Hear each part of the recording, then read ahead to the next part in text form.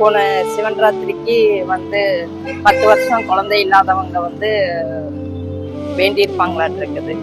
அதை நேற்று அந்த குழந்தைய நான் எடுத்து என்னைய வந்து சாமி கிட்ட வச்சு காமிக்கின்னு சொல்லும்போது எனக்கே உடம்பு அப்படி ஒரு புல்லரிச்சிருச்சு.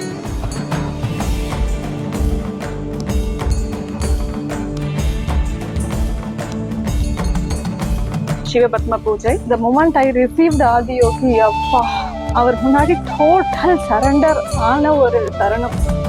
ஆதியோகி எங்க வீட்டுக்கு வந்தது வந்து ரொம்ப சந்தோஷமா இருக்கு.